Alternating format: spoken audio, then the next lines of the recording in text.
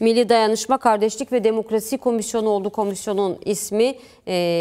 Komisyon üyelerinin aldığı karar bu şekildeydi. Özellikle DEM Parti'nin demokrasi terminin burada olması yönünde talebi de vardı. Tabii beklenen bir çalışmaydı ancak biraz gecikti, biraz uzun da sürdü aslında. Kamuoyunun tepkisi veya değerlendirmesi bu şekildeydi. Komisyonun daha önceden toplanması bekleniyordu. Meclis Komisyonu'nun yaptığı açılış konuşması vardı. Kürt-Türk kardeşliğine vurgu yaptı. 1000 yıllık kardeşliğe vurgu yaptı. Yine eşitliğe dönük de vurgular vardı. Numan Kurtulmuş'un konuşmasında hem Türkiye'de yaşayan farklı halklar aynı zamanda inanç kimliklerin bundan sonra kimliklerinden dolayı dışlanmayacaklarını, ayrımcılığa maruz kalmayacaklarını da söyledi. Nasıl yorumluyorsunuz? Neler söylemek istersiniz? Bu bir tarihi dönemeç mi? Tabii önemli bir komisyon kuruldu. Ya uzun zamandan beri bir komisyon talebimiz vardı. Hem kamuoyunun hem Sayın Öcalan'ın da Kürt sorunun demokratik çözümü için bir komisyonun mecliste kurulması önemli ve hemen hemen bütün partilerin de bu komisyona dahil olması, bu sürecin içerisinde özne olmaları kıymetli bir çalışma. Öyle görmek lazım. Tarihi bir eşikteyiz. Bunu böyle okuyoruz. Sayın Kurtulmuş'un da hani ifade ettiği evet önemli şeyler var.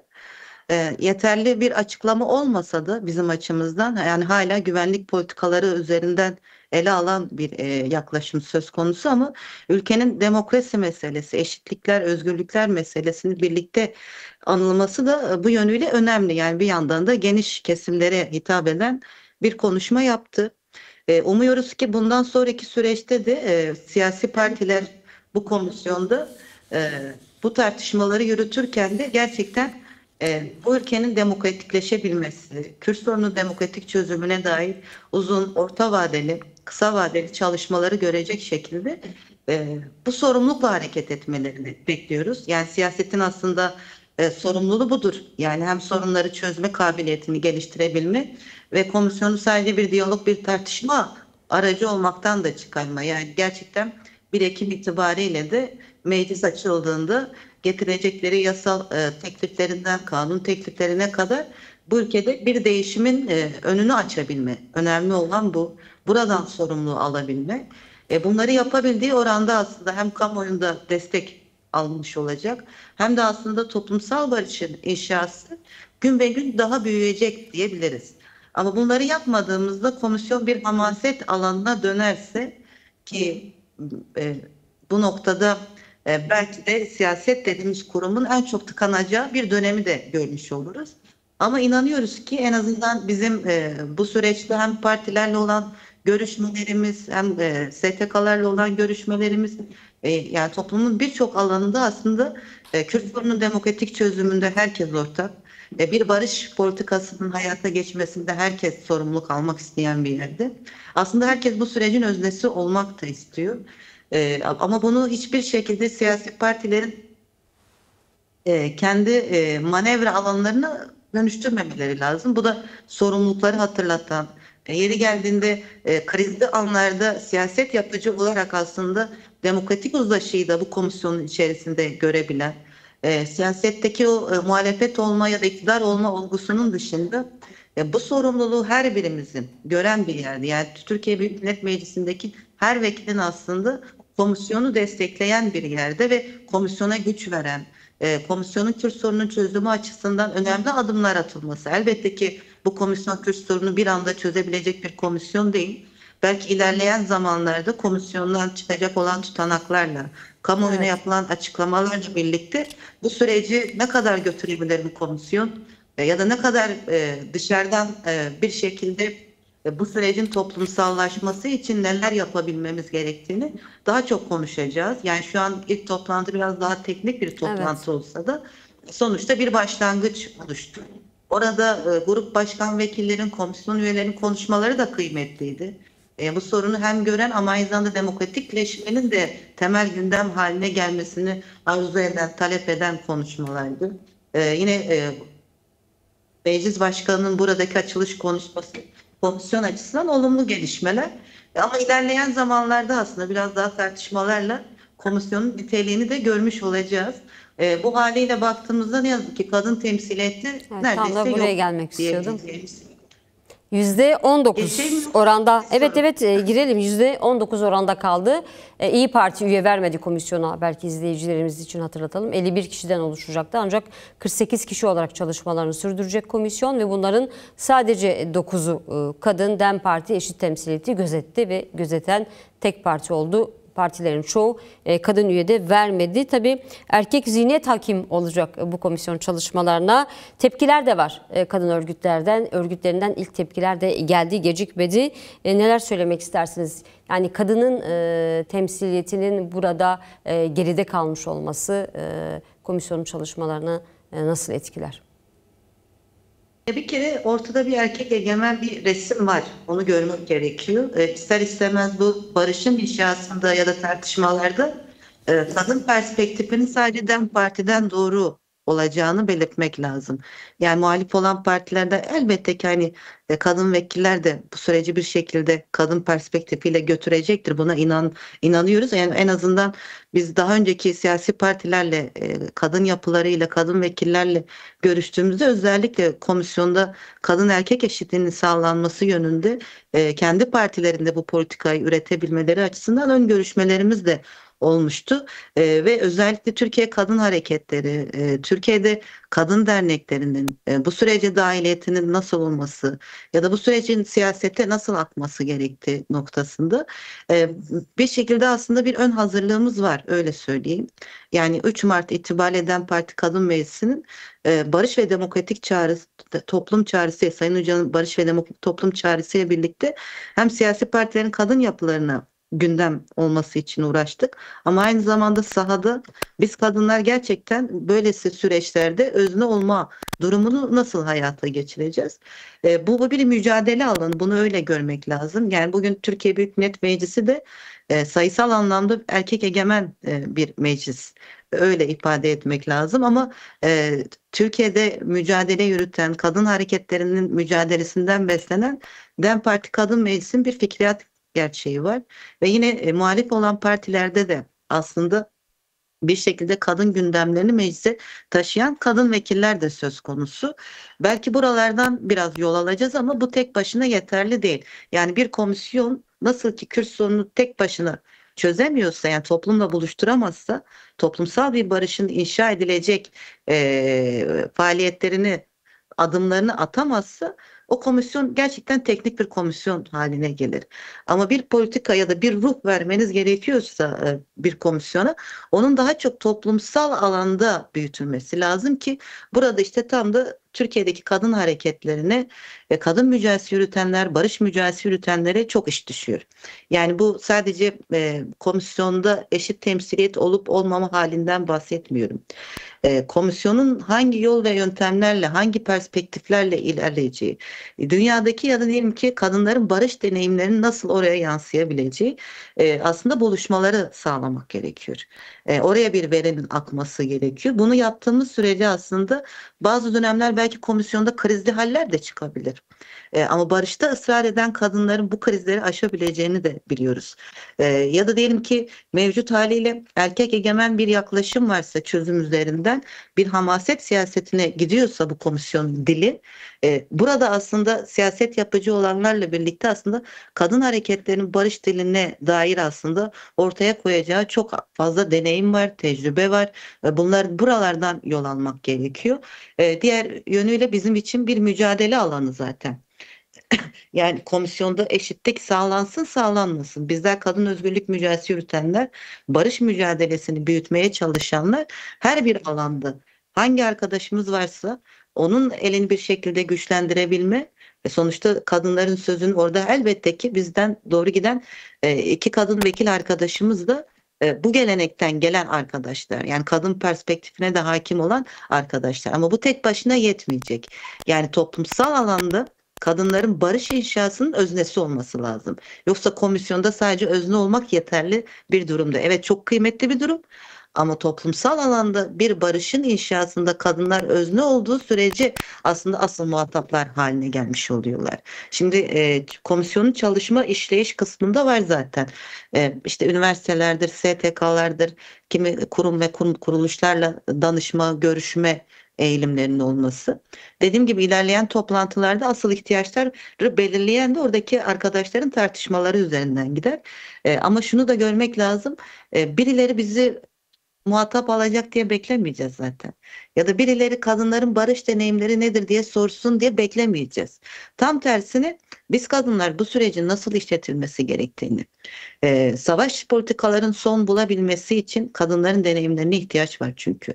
Yoksa hani bugüne kadar militarist akılla, milliyetçi akılla, erkek egemen akılla bu sorunlar bu kadar derinleşmişse buna karşı mücadele eden kadınların oluşturacağı plan programın kendisi aslında yol açıcı olacaktır. Hem krizli hallerde yol açıcı olacaktır hem de toplumsal taleplerin ne olduğu, toplumsal taleplerin ne kadar görünür olduğuyla ilgili olan bir durumdan bahsediyoruz. Bu aynı zamanda hem kadın örgütlenmesinin çok daha aslında muazzam bir örgütlenme sürecine doğru gittiğini görmek gerekiyor. Çünkü tam da bu tarihi fırsat bunu anlatan, bunu dinlendiren ve bunu bekleyen bir fırsattan.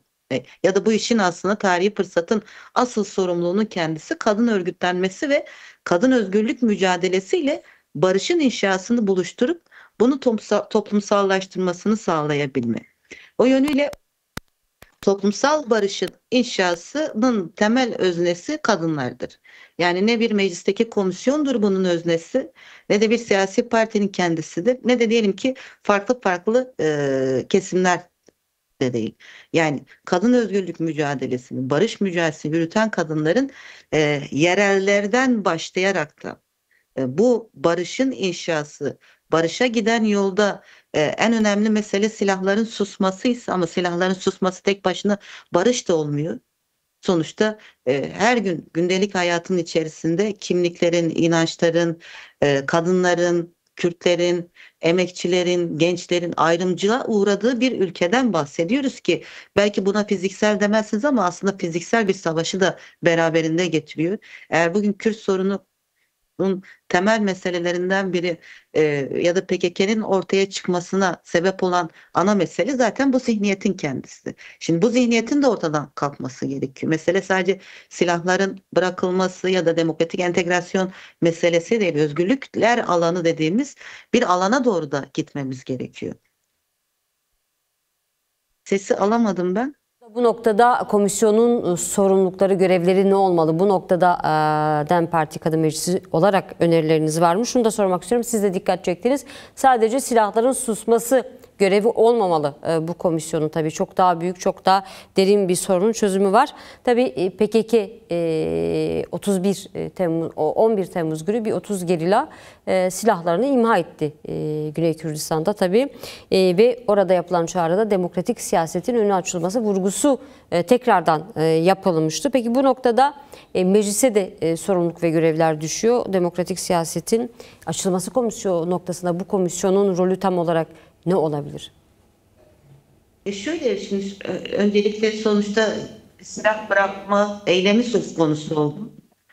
Ve bunun aslında bir yasal sürece tekabül etmesi gerekiyor.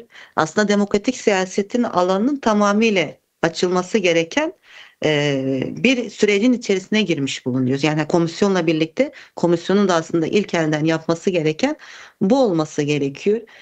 Şimdi ülkede o kadar çok sorun var ki şimdi herkes bu sorunun bu komisyonda çözülmesi gerektiğini de düşünüyorlar. Kürt sorunu aslında ülkenin temel sorunudur dediğimizde diğer sorunların da aslında buradan beslenerekten büyüdüğünü biliyoruz. Çünkü devlet aklı, güvenlikçi akıl, antidemokratik uygulamaların kendisi, inkar politikaların kendisi, kırım politikalarına kadar her şeyin aslında sömürü düzeninin kendisi bu sorunun etrafında şekillenerek kendisini var etti. Şimdi tarihi bir meseleden bahsediyoruz. Yani Kürt sorunun demokratik çözümü demek aynı zamanda bu ülkenin demokratik bir değişime tabi tutulması. Dil olarak da yani o siyasetin dilinden tutun zihniyetine kadar ve bunu oluşturacak yasaların ortaya çıkması gerekiyor. O yönüyle de bu komisyonda kamuoyunda çok ciddi bir beklenti var. Ama şunu da ifade etmek lazım. Bu komisyon ilk elden çalışması gereken temel başlıklar var. İşte Kürt sorunun demokratik çözümünü eğer hayata geçireceksek bir kere terörle mücadele kanunu kalkması gerekiyor. Türk Ceza Kanunu'ndaki değişikliklerin oluşması gerekiyor. Kayyum siyasetine son verilmesi gerekiyor. Yani adım adım da olsa bunların bir şekilde hayata geçirilmesi lazım. Ama aynı zamanda sonuçta demokratik siyasetin alanının açılması demek, demokratik entegrasyonun da alanının açılması demektir ki burada yapıcı bir siyaset dilini, yani karşılıklı bir değişimden bahsediyoruz. Yani sadece bir tarafın değişmesi değil bu. Karşılıklı bir değişim ve demokratik bir alanın açılmasına giden yolun adımlarını atıyoruz ki bu aynı zamanda hepimiz için de çoklu mücadele günlerimizin de başladığı bir dönemden bahsediyoruz. Yani sadece bir komisyon var bu sorunları çözecek değil, bu komisyonların sorunları çözebilmesi için de Türkiye kamuoyunun, Türkiye ve Kürdistan'daki halkların nasıl bir yaşam tezahür ettiğine dair aslında buluşmalarını, eylemselliklerini, mücadele alanlarını daha çok ifade etmesi gerekiyor. Çünkü iktidar olan, devlet olan, yani bu diğer tecrübeler ve deneyimler için de geçerli. Özgürlükleri sınırlı tutmak isteyecek. Demokrasiyi kendi çerçevesi içerisinde ele almak isteyecek. Ya da diyelim ki birilerine göre makul bir siyaset üzerinden götürmeye çalışacak. Bunu kırabilmek aslında kamuoyunun ve toplumsal mücadelelerin işidir.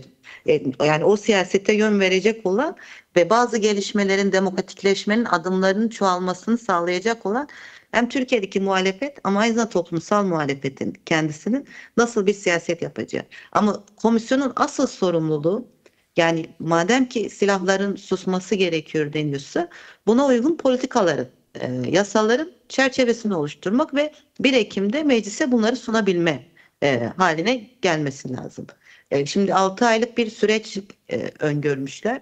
Evet. Bu 6 aylık sürecin içerisinde bunu çok da zamana yaymadan bir yandan demokratik entegrasyona dair bu yasaların oluşması ama bir yandan da aslında bizler de mücadele alanlarımızla özgürlüklerin genişlemesi, demokratik siyaset alanlarının genişlemesi, işte cezaevleri keza aynı durumda. Şimdi bir kere de teknik olarak cezaevindeki siyasi tutsakları bırakabilirsiniz. Ama yarın yine hepimiz cezaevine gireceksek bu ülkede bazı yasaların değişmesi gerekiyor. Yani sadece zihniyet anlamında da söylemiyorum. Evet. Çünkü durmadan birilerini terörize ederseniz yani bugün başka bir noktadan ele alırsınız ama yarın başka bir mesele üzerinden bütün siyasetçiler konuşmama halini yaşar. Yani konuşmaya bir sınır gelirse, siyaset yapmaya bir sınır gelirse bu aslında daha fazla sorunların derinleşmesine sebep olur. O yönüyle bu mücadele alanlarını, demokratik siyaset alanlarını, toplumsal barışın inşasını, özgürlükler meselesinin kendisini komisyonun insafına da bırakmadan hani bizler hem mücadele edelim, örgütlenelim, bunu hayata geçirmek için en geniş siyaseti yapalım. Ama aynı zamanda komisyonun da burada mücadele eden, komisyon içerisinde mücadele eden, gerçekten bu ülkenin demokratikleşmesini isteyen siyasetçilerin de elini güçlendirecek şekilde bir toplumsal mücadeleye ihtiyacımız var. Ama şunu da biliyoruz, tarihi bir eşikteyiz, tarihi bir sorumluluğun içerisinde olan bir komisyondan bahsediyoruz. Bugün bu ülkede ve Orta Doğu coğrafyasında değişimlerin, dönüşümlerin olduğu bir coğrafyadan bahsediyorsa ve gerçekten savaşın son bulması diyorsak eğer, bir kere bu savaş coğrafyasında herkesin panzehri demokratikleşmedir, toplumsal bir barışın inşasıdır. Özellikle biz kadınlar bu konuda ciddi anlamda rolümüzü de sorumluluklarımızın da farkındayız. O yönüyle hem mecliste hem sahada Bir sorum hem olacak hemen toplumsal burada, alanda. sizi bölüyorum ancak siz de ifade ettiniz. Şimdi bir savaş, 40 yıllık bir savaş sürecini geride bırakılıyor. Tabii bu savaşın ilk elden mağdurları kadınlar oldu. Sadece Kürdistan'da savaş bölgelerinde yaşayan kadınlar değil. Tabii ki orada kadınlar savaşı çok daha ağır yaşadı. Saldırılar, katliamlar, tecavüzler, göçertmeler, bunun getirdiği tabii ki zorluklar Türkiye metropollerinde.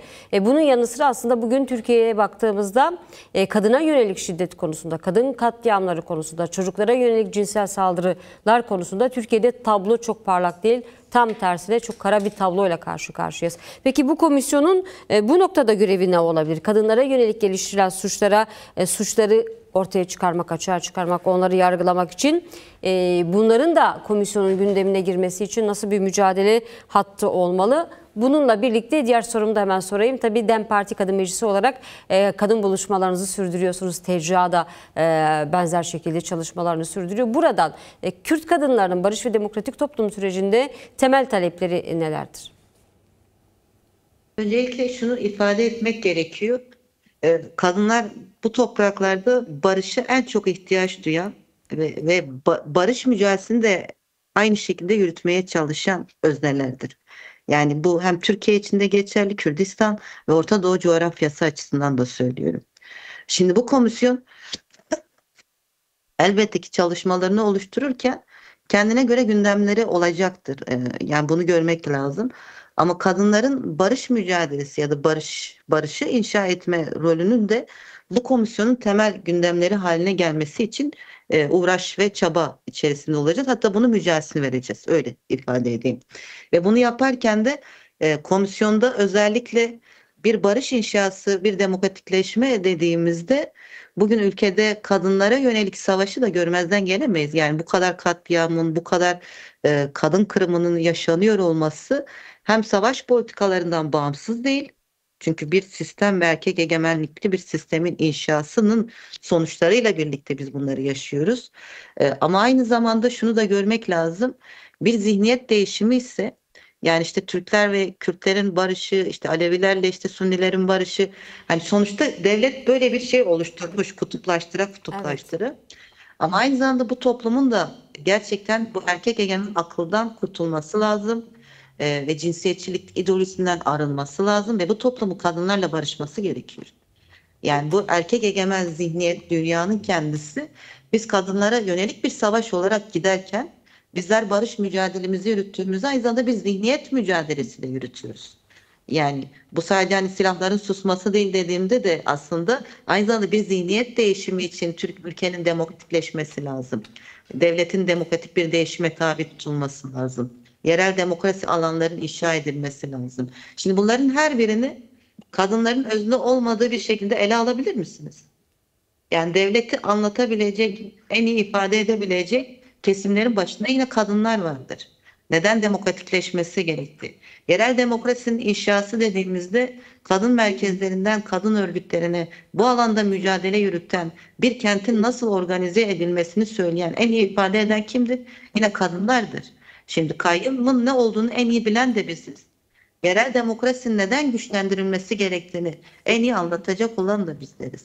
O yönüyle evet savaşın ilk hedefi olan bizler olduk ve olmaya da devam ediyoruz ne yazık ki. Ama barışın özneleri olarak da nasıl bir onurlu barış olacağını da tahayyül eden, gerçekten halkların, kimliklerin birbiriyle savaşmadı ya da soykırım politikasına tabi olmadan nasıl bir dünyanın inşa edilebileceği, nasıl bir ülkenin inşa edilebileceğini en iyi konuşabilen yine kadınlar. Bu hangi siyasi partiden olursa olsun fark etmiyor.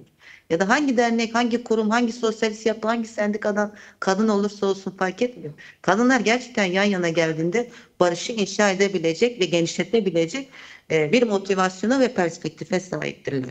Yani hamaset değil orada, anlayan yerde durabiliyor. Şimdi Kürdistan'da yaptığımız buluşmalar da, Türkiye'deki kadın buluşmaları da bunu en net ifade eden bir yerde.